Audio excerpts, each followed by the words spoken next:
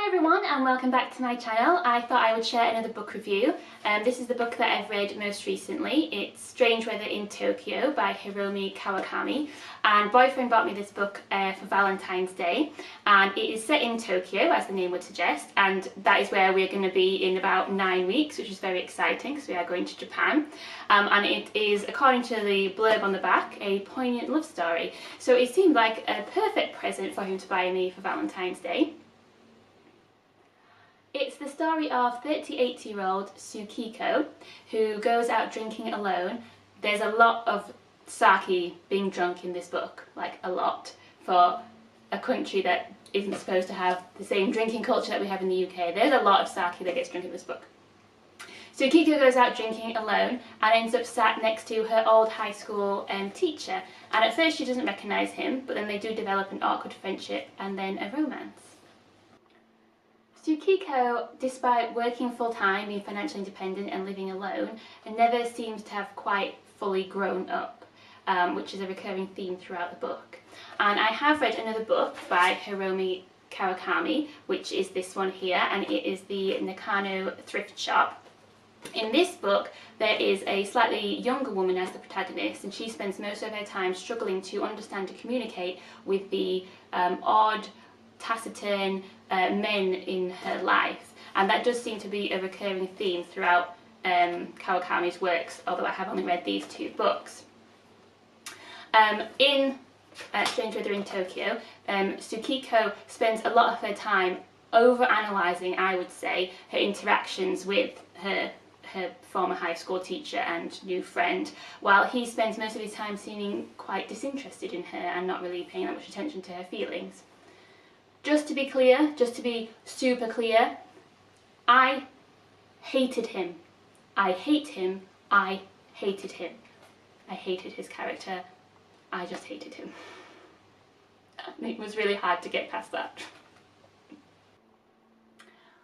He is more than twice her age, but it's not so much the age difference as his attitude difference. He is just incredibly patronising and paternalistic.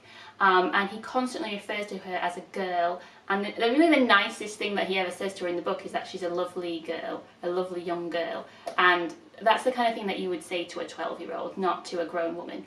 I just found it really icky. He constantly berates her lack of knowledge of Japanese poetry and the things that she supposedly studied at school, and he constantly criticises her lack of attention and concentration she must have paid at school, and that she didn't work hard enough, otherwise she would know about the poetry of Basho. The teacher-student dynamic in their relationship doesn't seem to have left, and they still have that dynamic now, even though she's a full-grown woman. And for her part, she continues to call him sensei, which is the Japanese for teacher, and it's a kind of honorific mark of respect. So you wouldn't call yourself sensei, you would call your teacher sensei, and she finds it difficult to call him or think of him by his actual name, which I think is just a sign, a symbol of the dynamic within their relationship.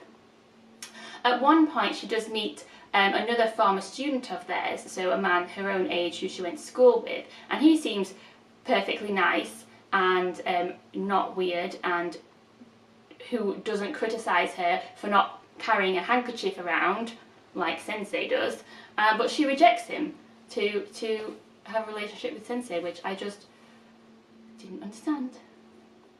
I couldn't understand this. It is really nice, because I am going to Japan, to read about things that are inherently uniquely Japanese, like cherry blossom parties and pachinko parlours and hot spring hotels and mushroom foraging and getting drunk on sake and watching baseball in a bar, which is a very Japanese thing to do because they love baseball in Japan. And there are references to, it is called Strange Weather. I'd say there were actually more references to the weather and the changing seasons in this book, but there's definitely always, in the books that I've read, the Japanese books that I've read, references to the weather and the changing weather, because Japan is a country of seasons. So they talk about the rainy season coming, they talk about the heat of summer and being very sweaty and gross and humid, and then it being very cold in the winter, and that is always referenced in these books. So that's quite fun, and I quite liked that. I just really couldn't get past the fact that I really hated one of the main characters, one of the two main characters. And there are a couple of secondary characters, but it's pretty much just the two of them. And I mean, you never really get inside his head. It is all from her perspective, so you never really fully understand what he's thinking and feeling. But I just hated him. So I can't say that I would recommend this book because of that. I much preferred the Nakano thrift shop. They're quite similar covers. They go quite nice together on the shelf. I much preferred the other book and some of the other Japanese books that I've read. I can't really recommend this one. That's the review. I hope you liked the review. As always, please give me a like if you did, and if you have any suggestions on books that I might like to read, please leave them in the comments below, and if you'd like to see more videos, please do subscribe.